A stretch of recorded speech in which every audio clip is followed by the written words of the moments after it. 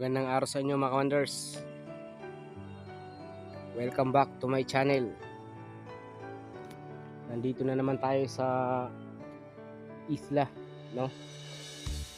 Ba't naman sa ating trabaho. So ngayon mga wonders ay araw-araw tayong nasa island.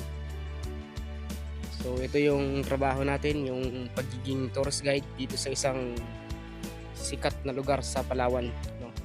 Ito yung El Nido, Palawan, Wonders. At ang nakikita nyo ngayon, ito yung Secret Beach, Secret Lagoon mga ka-wonders. Iba pala yung Secret Beach, Secret Lagoon pala ito. So ganyan siya mga ka-wonders, no? Meron siyang puting buhangin at mga nyog, tapos limestone. So mga ka-wonders, madalas din tong pumasok sa mga world most beautiful beach, no? Sa buong mundo at saka sa buong Southeast Asia. So kapag usapang most beautiful beach, hindi yan papahuli yung Palawan. Sobrang dami ba naman ng isla ng Palawan? Nasa more than 1,000 plus mga ka-wonders. So isa na ito yung lugar namin mga ka-wonders, no? So itong Secret Lagoon mga ka-wonders, medyo malayo to sa bayan. Gaya sa amin speedboat, 10 minutes yung travel namin.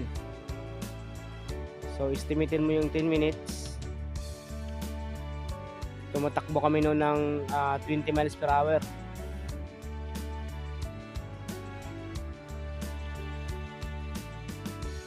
So ito mga ka-wonders, ganyan siya kaganda pag sa malayo. Yung gamit natin ay drone na DJI Mini 3, no? So mini trip tayo mga ka-wonders. Kaya lang pag medyo nawawala ang signal ng drone mga ka-wonders pag dito sa mga bato na ganito. Yan. Pero mga ka-wonders, patak naman ang view. Tingnan nyo. Maaga pa kasi kaya yung araw ay ganyan pa.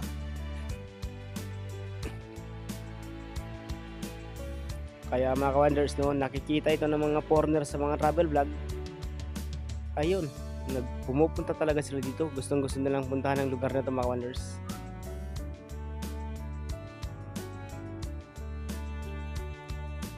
Maganda rin mga ka-wonders, hindi ka rin talaga logi dito pag pumunta ka rito, no? Ayan mga ka-wonders.